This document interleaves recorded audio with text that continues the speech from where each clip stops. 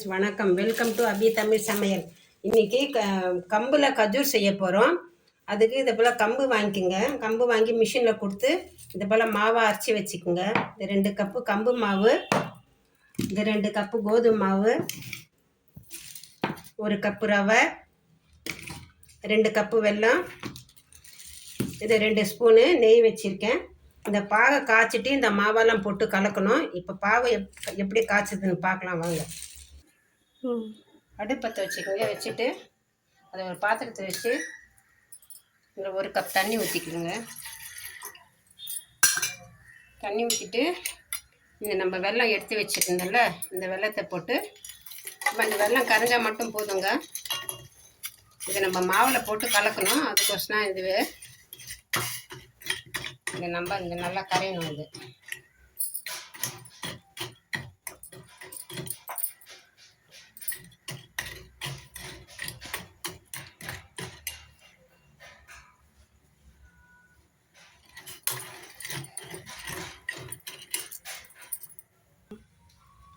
பாருங்கள், பாகு நல்லா கரைஞ்சி போச்சு. இதில் 2 ஏலக்காய் வெடித்து போட்டுக்கோங்க. இது கொஞ்சம் ஆறட்டும். இது ஆறினதும் நம்ம மாவு கலந்துக்கலாம். சர்க்கரையில் செய்கிறதா இருந்தால் நீங்கள் சர்க்கரை மாவுலேயே போட்டு கலந்துட்டு உடனே செய்யலாம். இது நம்ம வெள்ளத்தில் கல் மண்ணெல்லாம் தூசியெல்லாம் இருக்கும். அதெல்லாம் இதை வடிகட்டி செய்யணும். அதெல்லாம் இது கொஞ்சம் நேரம் ஆறட்டும். இது ஒரு பாத்திரத்தில் வடிகட்டி கொஞ்சம் நேரம் ஆறட்டுங்க.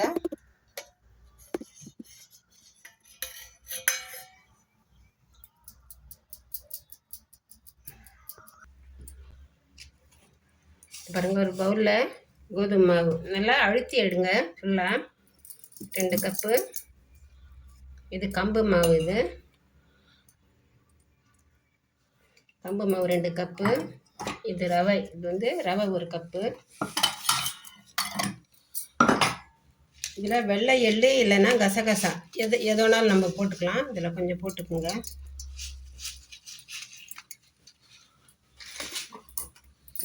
நம்ம எடுத்து வச்சுருக்க நெய்யும் போட்டுக்கலாம். போட்டுட்டு எல்லாம் ஒன்றா கலந்துடுங்க.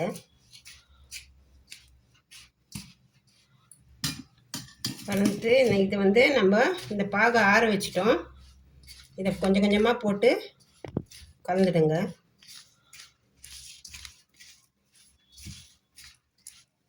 மொத்தமாக அப்படியே ஊற்றிடாதீங்க.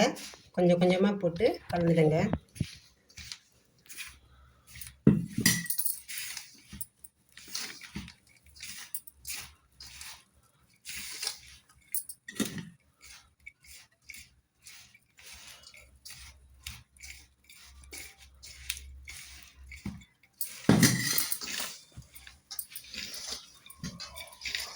இந்த 2 கப்பு வெல்லத்துக்கு 1 கப்பு தண்ணி ஊற்றினா அது கரெக்டாக இருக்குது பாருங்கள்.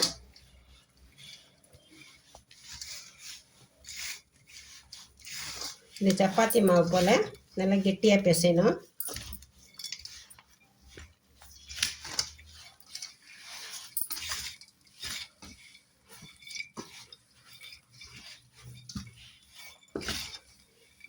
பாகு நல்லா ஆற வச்சுட்டு ஊற்றுங்க. அப்படியே சூடாக ஊற்றிடாதீங்க. உங்களுக்கு மாவு பேசி இருக்க முடியாது சூடாக இருந்தால்.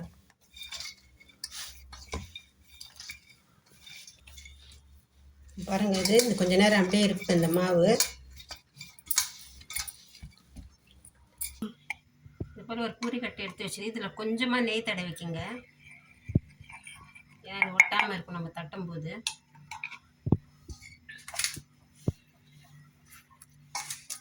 இப்படி தட்டிடுங்க. கொஞ்சம் திக்காக இருக்கணும், ரொம்ப நைஸாக இருக்கக்கூடாது.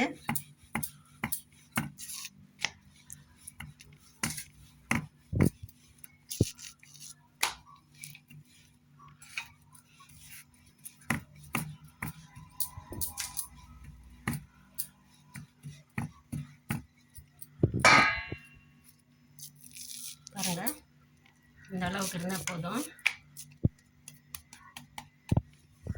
இப்போ இதை நம்ம கட் பண்ணிக்கலாம். உங்களுக்கு தேவையான சைஸில் கட் பண்ணிக்கோங்க. உங்களுக்கு எப்படி விருப்பமோ இதெல்லாம் எடுத்துடலாம்.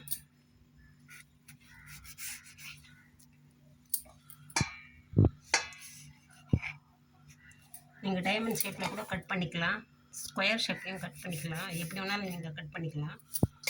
ஒரு சின்ன மூடி இருந்தால் கூட ரவுண்டாக கூட கட் பண்ணிக்கலாம்.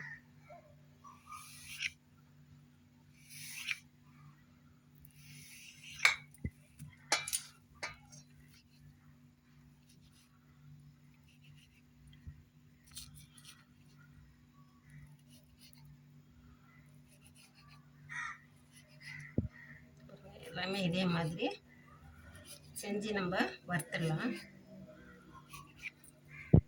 இதை பாருங்கள்,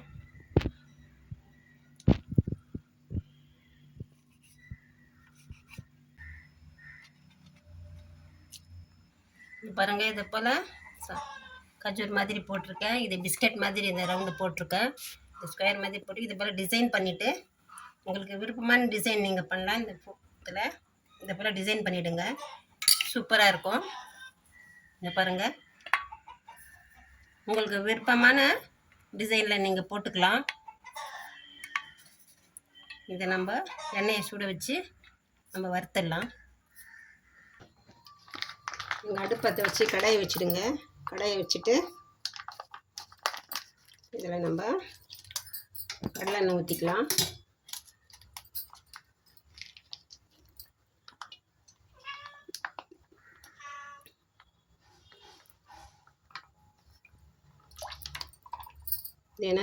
எண்ணெய் நல்லா சூடாகட்டும். பாருங்க, எண்ணெய் சூடாகிடுச்சு. இதில் ஒன்று ஒன்றா எடுத்து போட்டுக்குங்க. ரொம்ப அதிகமாக போட்டுறாதீங்க.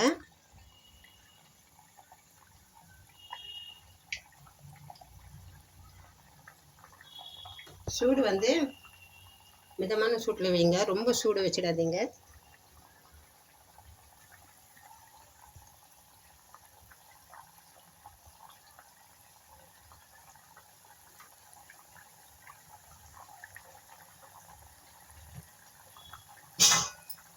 இந்த பிஸ்கட் டிசைனில் இருக்குது, இதையும் போடுறேன்.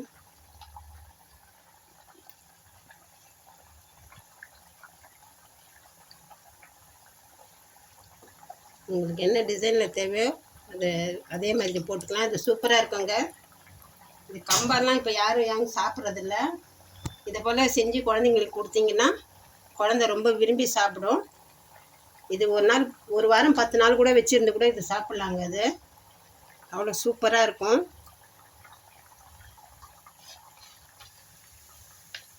இது பாருங்க, பிஸ்கட் லைட்டாக செவந்துடுச்சு பாருங்கள். இந்த பிஸ்கட் கலருக்கு வந்துடுச்சு பாருங்கள்.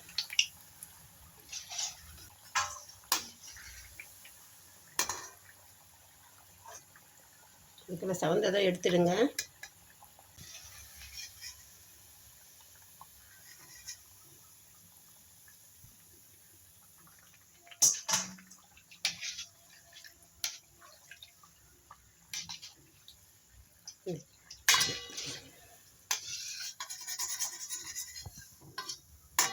இப்போ இருக்க செஞ்சுட்டு பார்க்கலாம்.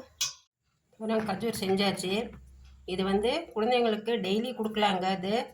இதே மாதிரி நீங்களும் செய்யுங்க. இது பிடிச்சிருந்தா லைக் பண்ணுங்கள், ஷேர் பண்ணுங்கள், சப்ஸ்கிரைப் பண்ணுங்கள். தேங்க்யூ.